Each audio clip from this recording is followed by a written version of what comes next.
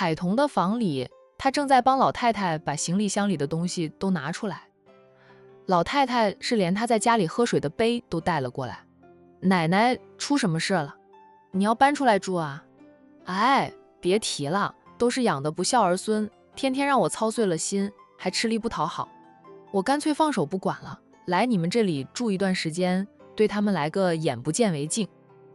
海童帮他把东西放好后，进了浴室，帮他放好洗澡水，叫喊着：奶奶，水放好了，你进来先洗个热水澡。老太太应了声，很快便拿着她的睡衣进来，说我为什么老想要个女儿或者孙女？女孩子贴心，你看我过来后，阿姨那死孩子都不知道关心我两句，彤彤，还是你体贴人呢。海童笑道，奶奶当初撮合我和战印的时候，还说过战印细心体贴的。奶奶，儿孙自有儿孙福，没必要为了儿孙做牛马。你呀，好好的享受晚年生活吧，别老操那么多的心了。在他看来，老太太的儿子儿媳都是很孝顺的，想不操心，但做不到呀。我有说过阿印细心体贴吗？那你感受到她的细心体贴了没有？奶奶没说错吧？海童笑而不语。战印在乎你的时候，他是真的很细心，很体贴。不仅仅是战印，谁都一样。当你在乎一个人时，你时刻都会为他考虑，能不体贴不周到吗？老太太洗完澡后，就往海童的床上一躺。等海童从浴室里出来时，老太太已经梦周公去了。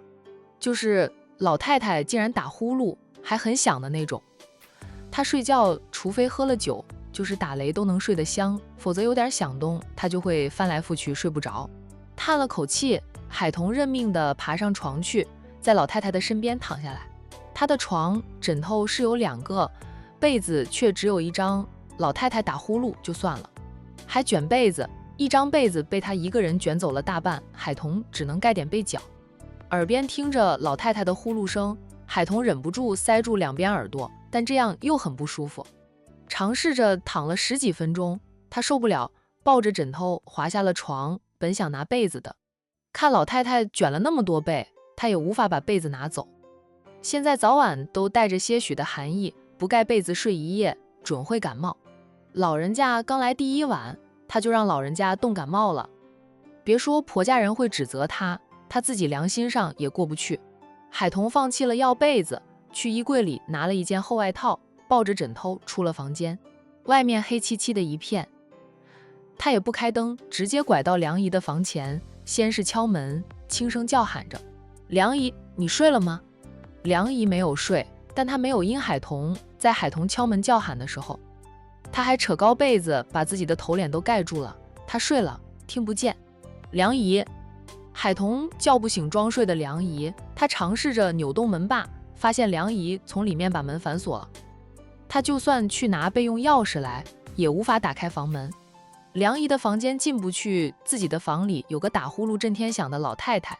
海童静默片刻，无奈地走到沙发前，坐在沙发上，最后往这个沙发上一躺，再把厚外套盖在身上，准备梦周公去。可能是老天爷都配合着老太太的计划吧，竟然下起了雨。本来深夜便带着寒意，再下点雨，感觉更冷了点。海童的厚外套只能盖住身，盖不到脚，脚上凉飕飕的，他也睡不着。再次从沙发上坐起来，海童准备回房里拿双袜子穿上，再出来睡沙发。他刚走几步，房门忽然开了，不是他的房间，是战印的房间。他穿着暖洋洋的睡袍，拿着只水杯出来，看样子是想倒水喝。夫妻俩打了个照面，哎，你看我，我看你。战印随手就开了灯，问海童，还没有睡？海童有点不好意思的小声说道，战印，你奶奶睡觉打呼噜，还特别响，我被吵得睡不着。战印走到他的房前，开了房门，探头进去瞄了瞄，的确听到自家奶奶那响亮的呼噜声，一听就知道是装的。他默默地把房门关上，回身对海童说道，那你怎么睡啊？我想跟梁姨睡的，梁姨睡着了，叫不醒，她房门还反锁了，我进不去，只能睡沙发了。战印去给自己倒水，果真看到沙发上有个枕头以及一件外套。今晚挺冷的，还下雨，我脚凉飕飕的也睡不着，准备回房里拿双袜子穿上再睡。战印，明天我们去买多几床被子回来，还有那个客房也要放一张床吧。当初想着就小夫妻俩住，各自为政，便没有往客房里买床。梁姨来了后呢，也只给梁姨买了床和柜子，另一个客房依旧空着。这不，今晚她这个女主人就没有地方睡了。你房里不是有水的吗？海童随口说道。他替她洗脸的时候，看到她房里是什么都不缺的。战印淡定地道：我房里的水还没有烧开。海童哦了一声，回到沙发前坐着，看他倒了一杯水后，扭身又往他的房间走去。战印，已经走到房门口的战印听到他的叫声，顿住脚步，扭头，乌黑的眸子像鹰眸一样盯着他，薄唇抿着等着他往下说。那个，你房里有没有多一张被子？没有。那能把你床单扯下来给我盖上一晚吗？不能。海童，你还是不是男人呀？没看到你老婆我没地方睡，没被子盖吗？战印走过来，把他那杯水放在茶几上，转身就两手撑放在海童的身侧。他高大的身躯轻压而下，但没有压着海童，就是给他制造出压迫感。他这样压过来，那睡袍口露光不少，海童往里瞄，那样看确定不了我是不是男人，得试试才知道我是不是男人。海童马上连起视线，与战印对视片刻后，他讪讪地笑着，我就是一时来了气，胡说八道的。你是男人，真男人。他不是男人就是太监了。这句话海童怂，不敢说出来。男人最怕别人说他是太监的了。战印知道这丫头不是那种面对男人脱衣服时就尖叫的女人，她只会津津有味的着，甚至想上下其手摸个够。她站直身子，没有再以暧昧的姿态困住他，对他没有用处。往耳朵里塞棉花，能睡吗？海童摇头，那样不舒服啊。睡沙发都没有被子，战印也不可能叫他去没有床的那个客房里打地铺。今晚也的确是冷了点。沉默片刻后，他端起那杯水，再次往他的房间走去。睡我房里去吧。他低沉的话语飘回来。海童愣了愣，他发脾气骂他一句还真有效呀。战印走到房门口，又停下来扭头，见海童还不动，他脸色一沉，冷冷的道：若是嫌弃，你就睡沙发吧。说着，他回房里就要关上房门。海童已经抄起了枕头，以迅雷不及掩耳的速度冲过来，一只脚先挤进来，挡住，不让他关上房门。他那张俏丽的脸上带着讨好的笑，不嫌弃，不嫌弃。战印绷着脸瞪他，他当没到，抱着枕头一蹲，就从他的臂弯穿过，进了他的地盘。早上帮他洗脸的时候，海童没有细他房里的一切，现在第二次进来，他就按制不住自己的眼睛，到处瞄。他的房间连搞卫生都不需要是他自己动手，卫生是搞得一尘不染的。奶奶说他有点小洁癖，可以得出来。参观完战印的房间，海童就不客气地爬上了那张大床，把自己的枕头一放，霸占个位置，然后躺下，扯过被子盖着。有床睡，有被子盖，真舒服呀。躺了不到2分钟，海童又坐了起来，拿起枕头放到床尾去。他边换个方向边说道：咱们一人睡一头吧，我睡在床尾就行。战印走过来，俊脸还是绷得紧紧的。你这是让我闻着你的脚入睡啊？他又没有香港脚，不臭的啊。他脸色不好，想到自己是来蹭床睡的，他说了算。海童赶紧从床尾拿回自己的枕头，放回了刚才的位置上。那个，我睡了哦。那是你的自由，我又没有拿东西撑着你的眼皮不让你睡。这口吻硬邦邦的，肯定是不乐意他来蹭床睡。谁叫他奶奶霸占了他的床呢？奶奶欠下的债，孙子来还。哎，这样想着，海童无视那张绷着的脸，心安理得地躺在他舒服的大床上梦周公去。他以为他会睡不着的，谁知道几分钟后他就睡得香甜。倒是战印坐在一旁，啄他几分钟就被周公勾走，他不知道该哭还是该笑。他就一点都不担心他会吃了他，可能是他平时端得太过，加上他也的确是天生的性情冷冽，让他以为他是个正人君子，绝对不会乱占他的便宜吧。战印也承认自己不是色狼，不会轻易对一个女人有想法，但那是对其他女人，对他想法多了去，抱也抱过了，亲也亲过了，就差滚床单。暗叹一口气，战印在海童的身边躺下，要他也不是这样要，总要他心甘情愿，总要他清醒之时，免得他糊里糊涂的都不知道是谁睡了他呢。海童换了环境一样睡得香，战印就不一样了，他从来没有和别人同床共枕过，更不要说是一个长相美、身材亮的年轻女人，这个女人还是名义上的妻子，他很不习惯。睡着的海童还会往他身边靠过来，把他当成暖气了。有点恼火的战印伸手就去解他睡衣的纽扣，才解了一颗，他就放弃了。啄他甜美的睡颜，战印凑近前去，在他的唇上亲了亲，最后认命的由着他往他怀里钻。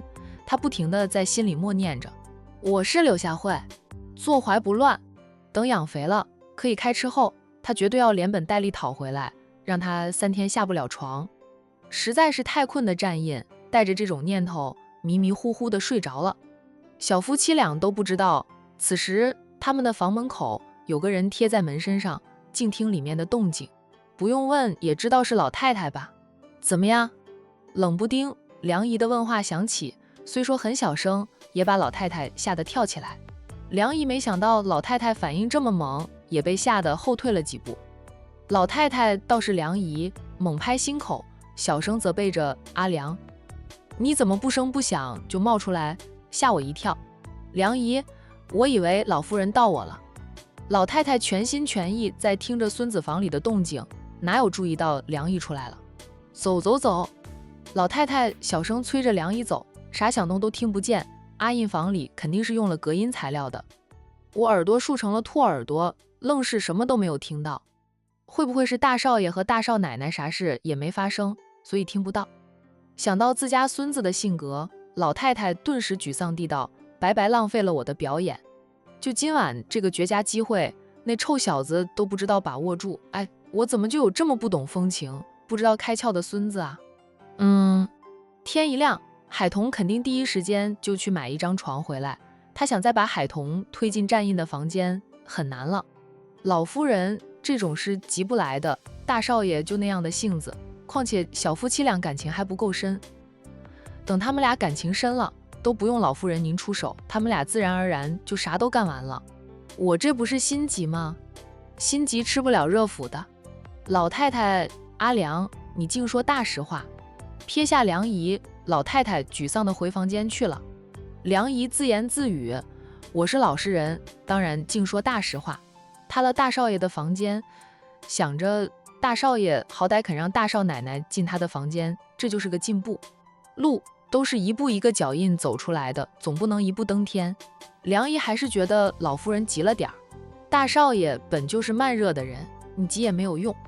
梁姨也回了那个自己的房间，继续梦周公去。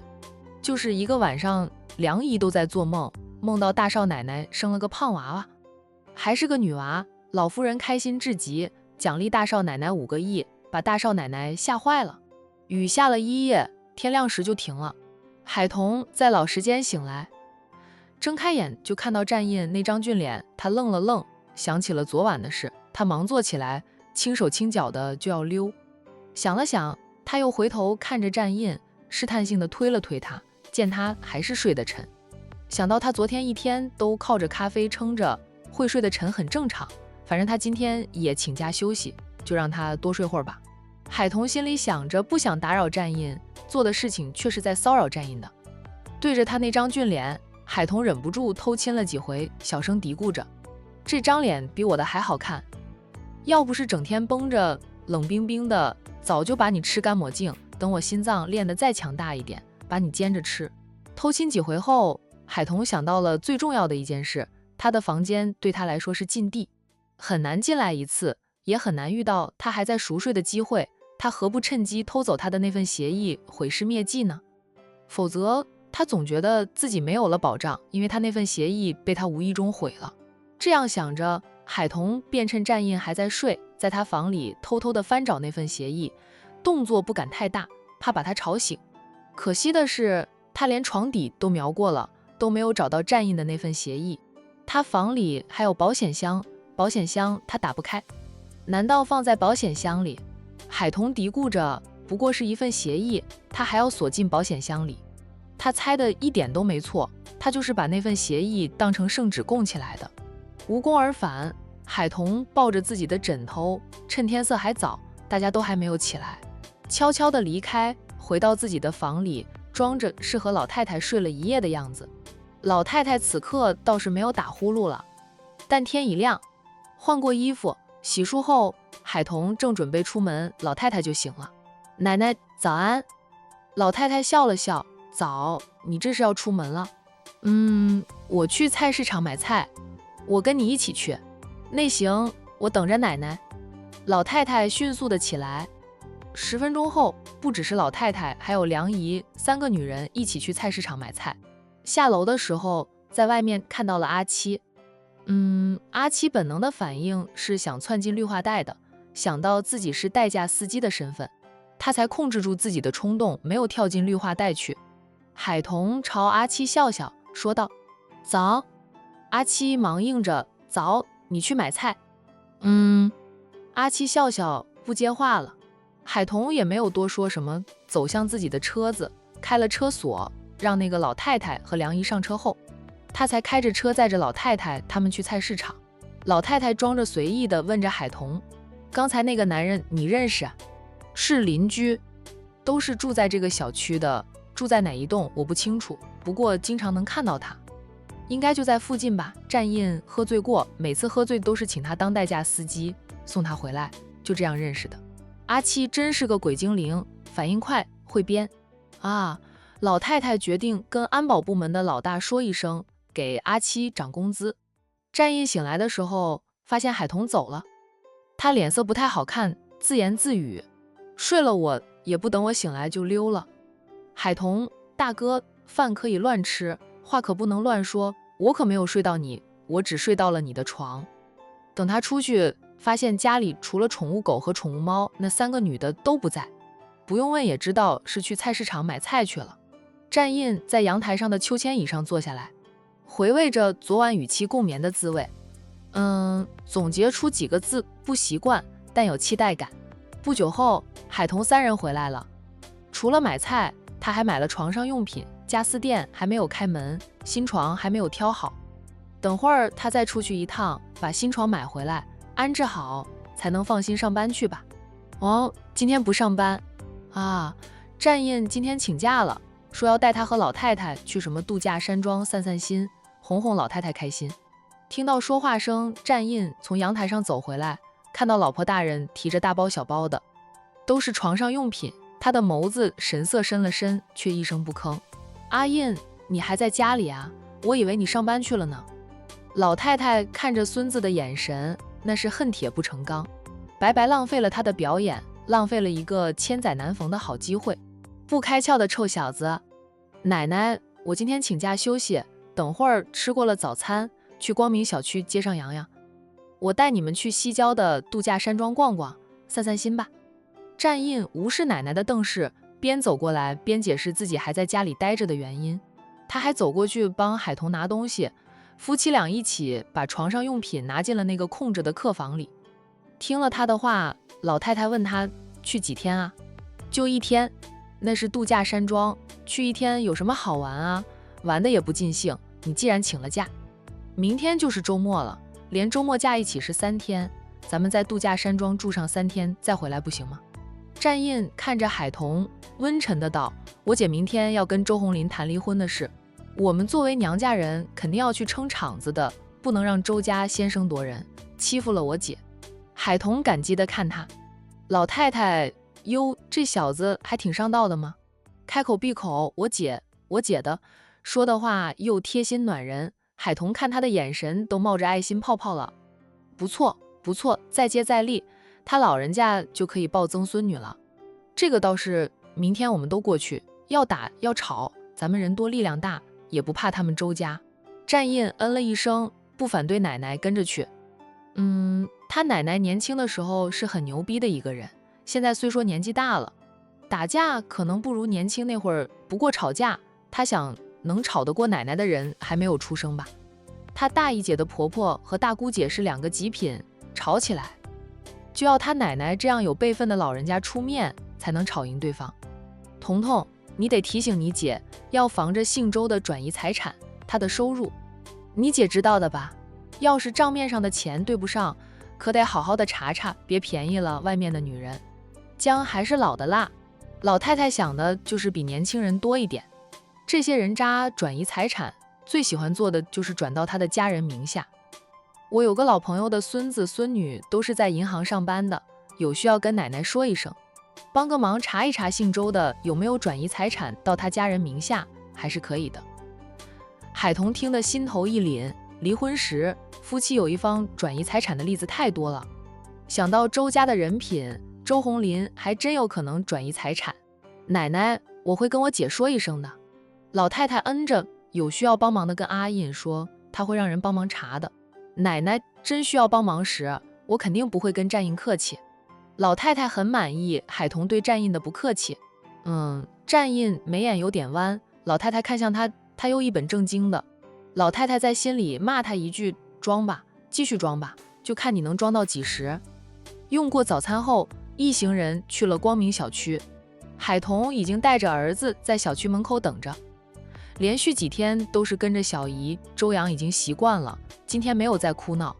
奶奶看到老太太也在，海玲笑着跟老太太问好。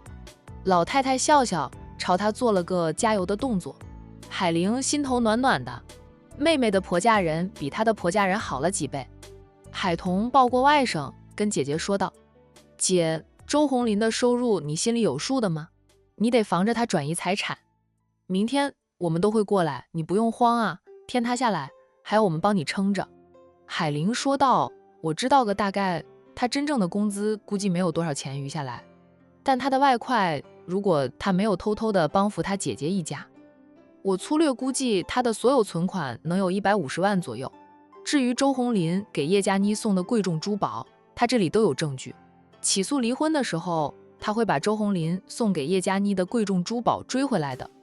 现在呢，周红林还是他海玲的丈夫，周红林的财产还是婚后财产，未经他同意，周红林用夫妻俩的共同财产给叶佳妮买了那么多的贵重珠宝，他追回来理所当然。他这个人狡猾啊，说不定存款不在他名下呢。海玲不说话了，她比妹妹更了解周红林，也更了解男人。男人爱你的时候，他是真的把你捧在手心里当成宝，千依百顺。他不爱你的时候，就弃之如敝履，无情至极。姐，这件事交给战印，他的朋友干的如同侦探一样的事情，拜托他搜集周红林转移财产的证据，还有他利用职务之便赚外快的证据，一并收集起来，等离了婚就把那些证据送给他老板。周红林嫌弃他姐是从他当上经理，收入翻了几番后，就渐渐看不上他姐了。他姐又没有防备之心，在哺乳期为了有足够的奶水喂养洋洋，吃得多，身上的肉就开始发疯的长，导致肥胖。等姐姐从周家脱身出来，就让周红林连工作都失去。彤彤，这样会不会太麻烦战印了？姐，都是一家人，我们夫妻俩是你的娘家人，是你的靠山，你不用担心。海玲感激地道，战印帮了我们很多，彤彤，你一定要对战印好一点，不要被姐失败的婚姻吓到，天底下好男人还是有很多的。海彤姐，我平时对他很差吗？你每次都说这样的话，搞得好像我天天虐待他似的。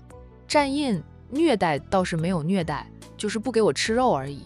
海彤，送上门你都不敢吃，怪我呀。晚上下班回来我们再聊。彤彤，我先去上班，快要迟到了。海玲没有和妹妹说太多，把儿子交给妹妹后，又向妹夫和老太太挥挥手，就赶紧骑着车走了。海玲赶到公司的时候，离上班时间还有15分钟。她跑步5圈一开始用了20分钟，这几天跑习惯了，速度快了点，还来得及的。把车停好放好，锁上了车锁，海玲就去跑步。海玲每天上班之前要围着办公大厦前面的小花园跑上5圈。陆氏集团上下的人都知道，一开始呢，大家都是在看好戏，没2天便有些人加入了跑步的行列。他们这些人天天坐在办公室里，运动量少，容易肥胖。只不过他们没有海玲那么胖而已，在上班之前跑上2圈也能减肥吧。海玲花了14分钟跑完5圈，最后1分钟用来冲刺去刷上班卡。今天出门晚了点，卡点了，还好没有迟到。陆总，陆总，身后响起了同事们打招呼的声音。陆东明来了。海玲扭头，果真看到陆东明大步流星地走进来。他不像战印那样天天都是西装革履的，他穿着很平常，出入也从不带保镖，不讲排场，也不摆架子，不管谁问好，他都会点点头。海玲在这里上班几天，私底下听得最多的便是同事们对陆东明的讨论。知道陆东明是陆家的4少，今年35岁了，还单身。知道他在青春叛逆期曾经闯荡过江湖，脸上那道刀疤就是他闯荡江湖留下的纪念品。因为有这样的过往，加上他的人生的高大威猛，一看就不是好惹的人。35岁了都没有女朋友，听说啊，那些名门千金主要是嫌弃他脸上有刀疤，也嫌弃他以前混过道上，怕婚后会遭受家暴。在公司里倒是有些年轻的女同事啊爱慕陆东明，至于是真心还是冲着陆东明身份地位去的，仁者见仁吧，海玲不敢做评价。她一个新来的小文员，还是陆东明特别开恩，让她进来的已经是全公司的焦点。大家明面上对她客客气气的，实际上个个都疏远她，暗中给她下绊子。在公司里，海玲都是尽量不与陆东明打照面。此刻遇到了陆东明，于情于理啊，她都要问声好，主要是她想躲已经来不及。陆总，海玲像别人那样礼貌地问好。陆东明路过海玲面前的时候停了停，看了海玲2眼，问道：跑步有没有坚持？陆总，我天天上班之前都会跑上5圈的。别吃零食，在食堂里也要少吃点，管住嘴，迈开腿，这个女人肯定能瘦下来。她丈夫出轨了，要与她离婚。陆东明是男人，知道男人那些劣根性，他敢说海玲的丈夫出轨有很大一部分是嫌弃她如今这副样子。哪一天海玲瘦下来了，恢复了原来的身材，再见她前夫，不知道对方是什么反应。向来豪爽，没什么弯弯道道小心思的陆东明啊，忽然间很期待那一天的到来。陆东明的话让海玲的脸烧红，他不就是嘴馋能吃又没有运动，才会越长越胖的。陆总，我会的，我保证在试用期内会瘦下来。以后他不仅仅是早上跑步，晚上也要去跑步，他就不信减不掉身上的肥肉。试用期给你缩短为1个月，好好干。陆东明客气地说了2句，便撇下海玲走向他的专属电梯。不过是眨眼间，他健壮的身影已经消失在电梯口。看不到他后，海玲才敛回视线，一扭头发现自己的上司正满脸不悦地瞪着他。海玲抿抿嘴，没有说话，默默地回到财务部办公室。因为他以前干到了财务总监这个职位，现在虽说还是个财务部小文员，由于大家默认他和陆东明有关系，财务总监就是他为眼中钉，担心他会取代自己的位置。不需要对方明着做什么，多的是人给海玲下绊子，各种挖坑算计他，想让他在工作上出错，连试用期都不合格就要走佬。换做以前的海玲，被同事这样针对孤立，早就不干了。但现在他得忍下去，至少忍到他离婚，争取到洋洋的抚养权。海玲走后，财务部的其他职员凑到总监的身边说道，也不看看他长成什么样子，居然对着陆总抛媚眼，陆总还对他说了那么多话。海玲和陆东明说话的时候，正面向着陆东明，这就被那些人说成对着陆东明抛媚眼。他结过婚的，有个2岁大的儿子。财务总监淡淡地道，陆总不可能喜欢他，那是就他那副鬼样子，别说陆总了，任何一个男人都不会喜欢他。又肥又丑，她老公怎么不和她离婚？养得起她吗？吃的那么多。财务总监笑了笑，没有接话。他都打探清楚了，海玲和陆总会认识，是因为海玲曾经不小心刮花过陆总的车，而海玲的妹夫跟陆总是认识的，看在他妹夫的份上，陆总才把海玲招了进来。陆总对海玲没有半点兴趣，但他要防的不是海玲和陆总会不会发生点什么，而是海玲能力出众，会不会取代他的位置。虽说在他的暗示下，大家都在鼓励算计陷害海玲，但都被海玲一一化解了。从这一点就可以看出，海玲认真起来真没他什么事了。他骑着来上班的车是一辆女装摩托车。公司附近有修车的吗？貌似没有，要走很远很远的路才有修摩托车的维修店。财务总监嗯了一声，抬脚便走。他的那一班拥护者，你看我，我看你的，很快啊，个个都心领神会。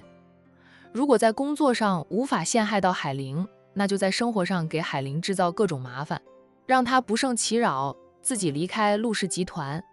在去西郊度假山庄的路上，海童打电话给小军，小军，我今天要陪奶奶出去散散心，不能回店里，店就交给你了。沈小军笑道，没事，你尽管陪着战奶奶散心，店里有我看着，一切如常。反正明天就周末了吧。他们周末一般不开门，会开门就是海童在店里赶货。结束通话后呢，沈小军自言自语着，彤彤的婚后生活是越来越精彩。军姐，熟悉的叫喊声响起，沈小军的俏脸就阴了下来。他看着张念生走进来，没好气地说他，念生姐上次跟你说的话，你都没有放在心上，以后不要再来姐这里了，你和彤彤是不可能的。几天不见，张念生憔悴了点，黑眼圈严重，胡渣也长出来了。此刻的他看上去都不像是22岁的年轻小伙子啊！看着这样的表弟，沈小军一心疼。爱情是伤人于无形的，张念生暗恋海童多年，想让他马上放下也是很难。军姐，张念生痛苦地叫着，我负着自己忍了几天都不过来，可是这日子太难熬了，我一静下来就会想着海童姐，我真的很喜欢很爱她，我放不下，姐怎么办？你帮帮我好吗？张念生抓住沈小军的双肩，祈求着，姐，我是你的亲表弟啊，就除了你能帮我，没有人可以帮我了。沈小军拍开他扳住他双肩的手，严肃地道，念生，你要姐说多少遍？海童已婚，他是有丈夫的人，你再爱他也无法改变这个事实。你死了这条心吧，他不适合你，他也不可能会爱你。下一刻他又恶狠狠地警告着张念生，你要是敢厚颜无耻地去纠缠海童，别怪姐对你无情无义，而且你那样做会让海童以后看到你都绕路走，你们连普通朋友的关系都维持不了。张念生痛苦万分，暗恋多年，准备表白时，心爱的女人却成了别人的妻子，让他的一片深情无法说出口。他难过也后悔，后悔自己没有在发现爱上海童时就表白，哪怕他当时未成年，可以让海童姐等着他长大呀。姐，我想见见海童姐，行吗？不行。沈小军恨铁不成钢地拍了他手臂一巴掌，姐跟你说的那些话，你是一句都听不进去是吧？你想害死海童吗？姐，你看着我现在这么痛苦，你就不心疼一下？长痛不如短痛，你痛过了这段时间就会好的了。念生，你还年轻，才22岁，未来可期，以你的身份，多的是名门千金青睐你，你该找个能让你妈满意的，与你们张家门当户对的女孩子，而不是海童。海童再优秀，她都不属于你，不是姐要贬低自己的好友。你和海童的现实差距太大，你们张家是不允许你这个内定的接班人娶一个与你于张氏无用的女人为妻的。